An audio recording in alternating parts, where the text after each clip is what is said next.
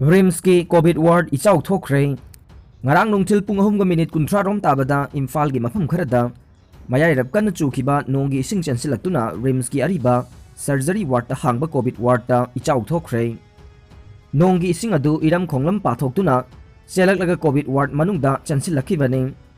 khujeng yauna ising thumjilakpana maram oiraduna anabasing makhoi gi phamungda lengdana leijaraga anabasing phamsenaduna leiriba miyoi amade nursing day ising marakta lepa uki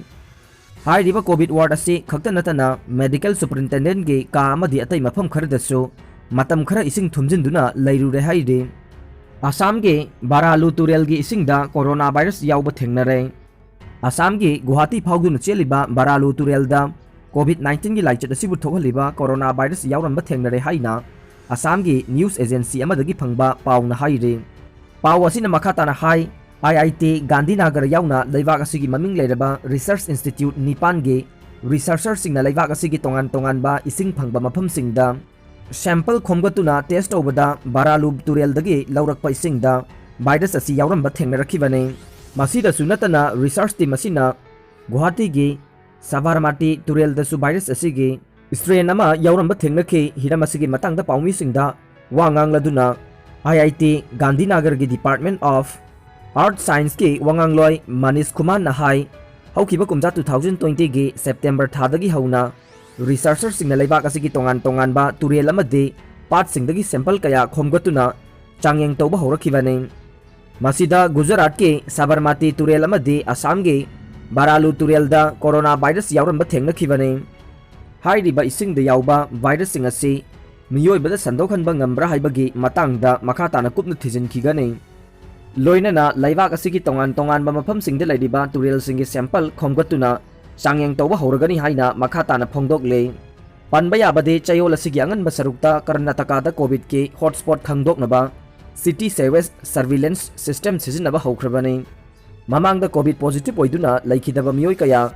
Uttar Pradesh amadi Bihar phawduna cheliba Ganga Turel da tautharakpa thengnakhibane asigumba maram sing asina isingda virus asi chelhalakpa oiramba yai haina paw asina makhatana haire nakal amaromda Center for Disease Control amadi Prevention CDC na thadorokpa report ki matungina COVID-19 asi isingdagi sandoi haibagi haujik phawbagi oinadi khudam sangdam amata phangba ngamdri maram asina miyamna ka hena mipainingai oide adumakpu section thorangdi lakhutkadavani haire World Health Organization gi report matungina su laichat asi respiratory droplet singdagi sandokpane haujik phawbagi oinadi laichat asi sandokpagi mawong asi kanagumba miyoi singna lokhuba natraga hakthi khanbada thoglakpa droplet sing sokna samnabadagi sandokpane masina tana topa lambi thengnadri haide handak India gi Turel amadi part kharada virus asi yauramba thengnariba ase laichat asina naduna sikiba miyoi sing Turel da thadanaba amade positive miyoi singna sizinakhiba fatta haudi sing adu ningthina sanitize tawdana Turel da thadarakpadagi oiba yai haina panare adumakpu COVID positive oiduna sikiba miyoi singi haksangdagi laichat sandok paibasi yamna tangna thoi malemgi oina sigumba asi bhaksangna miyoibada laichat asi sandoklambagi thoktok ase Thailand da ihan hana thengnakhe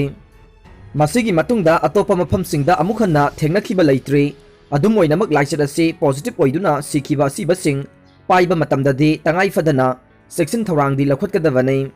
maram asina Turel singda laichat asigi strain khara yauba thengnariba asina miyoibada sandokpa ngamgani haibadi oithokpa yamna nemna lei hainasu paw asina makhatana haire natai chadaba photo thagatpa ahum jail yaukhre nupi masagi ayaba yaudana photo sing thagatuna miyamda lana uhanbani haiba Facebook page amage admin ani amade natai chadaba video thagatpa WhatsApp group ke admin ama ngasi Chief Judicial Magistrate Imphal West na July 3 phawba judicial custody remand pikre court na ngasi judicial custody remand pikraba Facebook page adugi admin ni haiba accusing adudi Nambol police station gi manung chana laiba kongkha makha laikai dagi konjengbam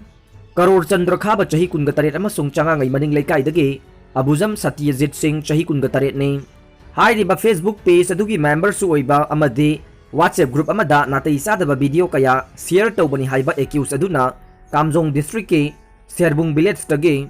haujikna new chekon da laiba Kanchui Mangkum chahi 18 ni accuse konjengbam Karor Chandra khaba amadi Abuzam Satyajit tha asigi 13 ta police na fagalaba matung court पुथोक्तुना ngasi phauba numit marini police custody da leirakhibane police custody gi matam loibaga loinana ngasi makhoi animak police na judicial custody remand prayer ga loinana ngasi video conferencing gi kuthangda court puthokibane loinana court asina accused animak july gi ahum phauba judicial custody remand pikhibane loinana natai jadaba video amadi photo sing thadok thajin tawbani haiba whatsapp group amagi admin oidiba accused adu kansoi mangkumsu mathakta panliba Facebook page adudagi hairiba video amadi photo sing adu lauduna group adugi member chaniga yankai manga da share tawrambaga mari leinana phagatkhibane Facebook page asina lamdam asigi nupi kayagi mingset thianana ba hotnare haiba wakat lakpadagi Manipur Human Rights Commission amadi Manipur State Commission for Women na Manipur gi DGP da miyoi sing adu phagatnana ba yathang pikhibane mama mapa mabok machan hatkiba Bengal gi naha fakhre Masagi chahi taraga mapan suraba naha ama chahi asigi February da mahaki mama mapa sing mabok amasung machanupi bu hatkibagi damak ngasi West Bengal gi Malda district ta phakre mihat pa Asif Muhammad ki mayamba aduna mahak na mabusu hat na bhona ki adubu mahak upaya ama tawduna nanthoklakhibani haidaduna irai numita police wakat ama thangalakhi mahak karigumba akiba ama leibagi maramdagi mahak na matam ngalingai da police ta sangkhidabani haina mahaki wakat ta Masagi chahi kunga mathoi suraba Arif na haikhe Asif na makhoigi mama mapa sing mabok amasung machanupi bu Esingda thadaduna February kunga nipan da hatkibane Madugi matungda mahak na makhoigi yumgi thangnabada godown amada hakchang sing adu phumjinki haina mahak na phongdokhi Hojik police na makhoi animak wahong pahong chathare Mihar adugi pausing sandorkhibadagi yamlaba miyam amana makhoigi yumgi manakta pullakhi state minister amasu mafam aduda lakhe Laibak toktoktuna hakchang sing adu magistrate amagi mangda lauthoknabagi damak police na magistrate ama ngaiduna leikhi thokdok adugi matangda police na hojik phauba official oiba statement ama thoktri adubu yumlo naba singnadi imungi miyoi sing adu haukiba tha ahum mari dagi makoibu masak ukhidre haikhi makoi mafam kadai da leirui hangbada Asipna nauna leiba flat amada leinanaba makoi Kolkata da chatkibani haikhi